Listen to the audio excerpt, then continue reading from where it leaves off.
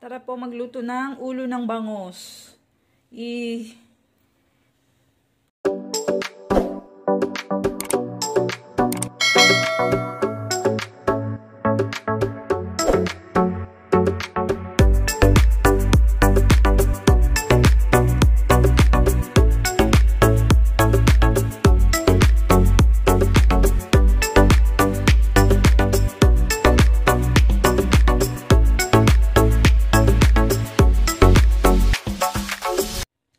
Tara po magluto ng bangus. Yan na. Nahugasan ko na siya.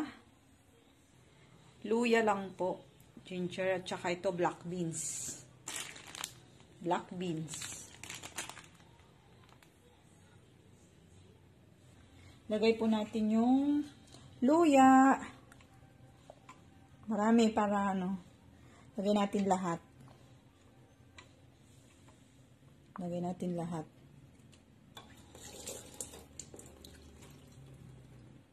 Tapos lagyan po natin ng black beans. Black beans. Halo-halo. Tapos lagyan natin ng tubig. Ganito po sila magluto dito sa Taiwan. Lagyan ng tubig. Tapos lagyan po ng toyo. Tapos seasoning.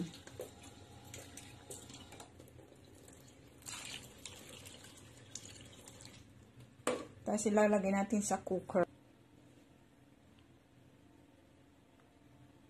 Yan, nilagyan ko na siya ng toyo. Tinansya ko na kung ewan kung maalat siya. Tapos, lagyan natin siya ng konting alak. Lagyan po natin ng konting alak. Ito po yung alak nila. Alak. Yung chike. Konting alak. Konti.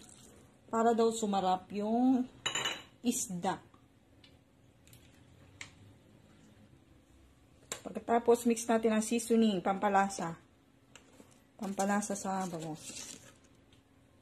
Mix po natin para lalong sumarap ang ating lulutuing bangus, ulo ng bangus. Ganyan po ang pagluluto dito. Minimix na po lahat ng ingredients.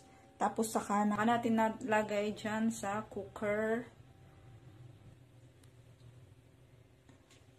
Lagyan natin siya ng tubig. Tapos saka naman natin ilagay yung